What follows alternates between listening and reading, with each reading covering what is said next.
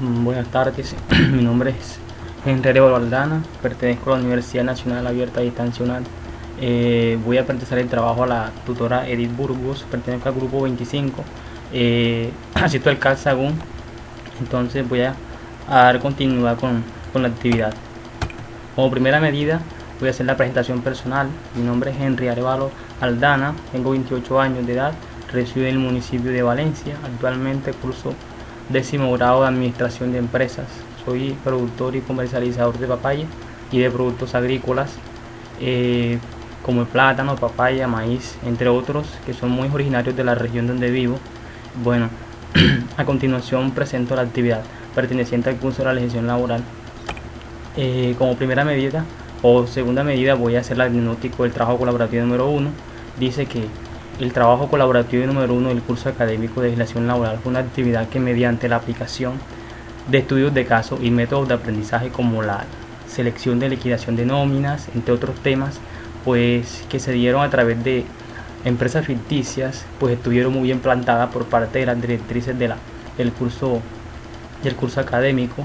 Los pasos propuestos en la guía fueron muy acertados, puesto que puedo afirmar con gran certeza que esta actividad a muchos estudiantes nos dejó con un nivel de conocimiento mucho más elevado acerca de toda la legislación laboral, todos los temas que aborda la legislación laboral en nuestro país. Entonces vamos a darle continuidad. Como psicólogo del grupo me tocaron las siguientes actividades o los capítulos de la unidad 1. Me tocó el capítulo 2 y 3. El primer capítulo que voy a explicar o socializar es el capítulo número 2, obligaciones y provisiones del empleador y obligaciones del trabajador. Entonces dice que se estudiará el derecho laboral que puede tener en situaciones como el acoso laboral, así como todo lo relacionado con el régimen prestacional colombiano. Dice, y colombiano en reglas de seguridad social en salud a través del acceso de todos los ciudadanos a la pensión, salud, protección, labores de riesgo. Quiere decir que este capítulo va enmarcado a explicar todos esos temas que nos protegen como trabajadores. Entonces, los temas que aborda este capítulo son los siguientes.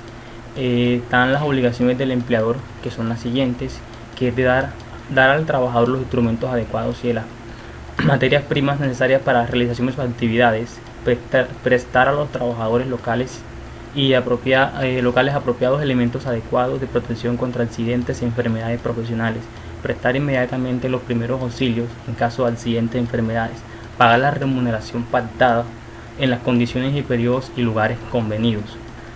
Una de estas primeras obligaciones son muy importantes, como la de darle al trabajador los implementos de seguridad para que realicen sus actividades laborales con mucha seguridad y no pongan en riesgo su integridad física. Vamos a dar continuidad. También tenemos otra obligación, que es tener respeto a la dignidad personal del trabajador y a sus creencias y sentimientos, conceder al trabajador las licencias necesarias para el ejercicio de sufragio, dar al trabajador, cuando lo solicite, una certificación que incide en el tiempo de servicio, índole de labor y salario devengado. Quiere decir que el empleador está en la obligación de darle al empleado una referencia o carta de certificación de trabajo para que pueda acceder a otros empleos. Entonces vamos a seguir. El otro tema es pagar al trabajador los gastos razonables de venida y regreso, si pasar y prestar sus servicios, si lo hizo cambiar de residencia, cumplir el reglamento, mantener el orden y moralidad al respeto de las leyes. Bueno, estas son una de las obligaciones del empleador. De prohibiciones del empleador son las siguientes. Respecto a los salarios, pueden hacerse deducciones o reducciones, compensaciones de acuerdo a los artículos del Código Sustantivo del Trabajo. Es decir, que el empleador no puede retenerle el pago o el salario al trabajador por X o Y motivo o cualquier circunstancia. Debe respetar el salario del trabajador. 2. Obligar al trabajador a que compre mercancías o víveres en almacenes que el empleador quiera. Como ciudadanos estamos digamos que en el derecho de comprar los artículos necesarios en cualquier tienda, en cualquier almacén, no tiene que ser donde trabaja uno. Entonces eso es una prohibición del empleador, aceptar dinero del trabajador para que le admita en el trabajo o por otro motivo que se requiera las condiciones de este. Dice, limitar o presionar a los trabajadores en el ejercicio de su derecho de asociación, imponer a los trabajos obligaciones de carácter político o religioso, hacer, autorizar o tolerar propaganda política en los sitios de trabajo, hacer o permitir todo género de rifas, colectas, suscripciones en estos mismos sitios, adoptar el sistema de listas negras para que no se ocupen de otras empresas a los trabajadores que se separen o sean separados del servicio. Esta es una de las prohibiciones que vale la pena resaltar, porque el empleador o la empresa no puede tachar o digamos de darle la reputación del trabajador para que no pueda acceder a otros mejores empleos. Digamos que por ello ya motivo se retiró. Ese es un motivo por el cual la empresa no debe ser objeto para dañarle la reputación del trabajador. Entonces es una de las prohibiciones que vale la pena resaltar. También tenemos autorizar cualquier acto de vulnerable que restrinja los derechos de los trabajadores o que ofenda su dignidad. Seguimos. Ahora siguen las obligaciones por parte del trabajador.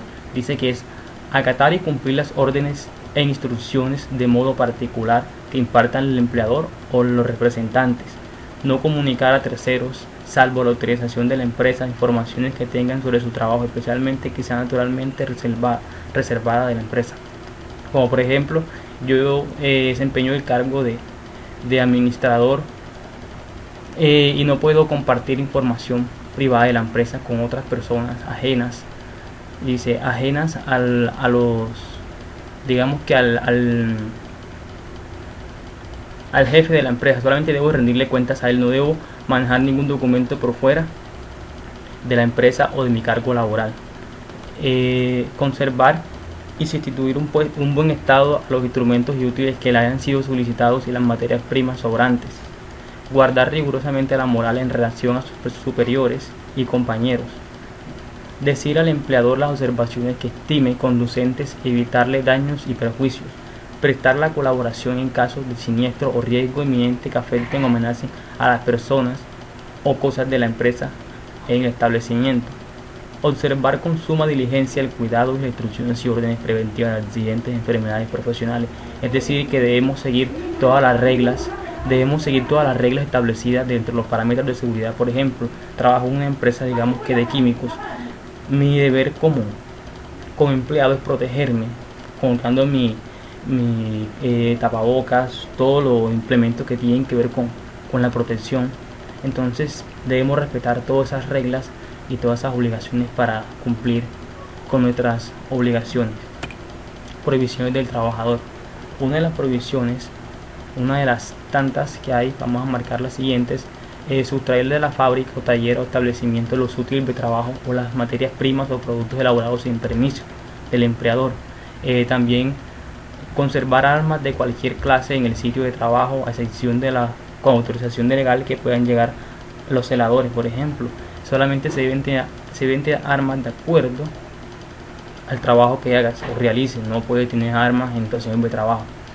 Faltar al trabajo sin justa causa o impedimento sin permiso. Digamos, coartar la libertad o trabajar o no trabajar para afiliarse a un sindicato o pertenecer, orientarse. Usar los útiles herramientas suministradas por el empleador en objetos en distintos lugares de trabajo. Quiere decir que si trabajo como albañil o obrero en una empresa, no puedo sacar implementos, es decir, como la pulidora, para llevármelo para trabajar a la casa. No, eso no se puede hacer, es una prohibición que se hace al trabajador. Entonces continuamos con la actividad, con el video. Para continuar, seguimos con el capítulo número 3, que es el salario y sus elementos constitutivos. Se dice que el salario constitutivo para esta unidad se hablará de los términos generales del salario, liquidación y horas y recargos dominicales, la nómina y la provisión para las prestaciones salariales. Es decir, aquí se va a ver todo lo que tiene que ver concerniente al salario, liquidación de nómina de los empleados. Seguimos. Los temas a tratar en esta actividad o en este capítulo sería, como primero, el salario. Se dice que el salario es la contraprestación que se le da al trabajador por parte de la empresa, de acuerdo a sus servicios, es decir, que es el pago que se le da al trabajador. También tenemos los viáticos que se dan en forma permanente y en formas accidentales. En forma permanente dice que solamente se debe dar para aquellas personas que le van a dar alojamiento diferente a su lugar de trabajo o su lugar de origen. Digamos que mandarle otra sucursal, la empresa está en el derecho de pues costearle esa permanencia. También tenemos los accidentales, que es solamente para el caso de capacitaciones del empleador a otras sucursales de la empresa. Entonces también tenemos los tipos salariales existentes. Dice que para fijar el salario mínimo se deben tomar ciertas referencias en cuenta, como por ejemplo el tipo de empresa, la región donde se encuentra ubicada. O sea, son diferentes, digamos que diferentes ítems para tener en cuenta para fijar el salario. Hablamos del salario. Ahora tenemos las prohibiciones de discriminación salarial, tipos de discriminación, factores de valor salarial, los registros, pago de salarios y prestaciones sociales a las personas que se encuentran en secuestro.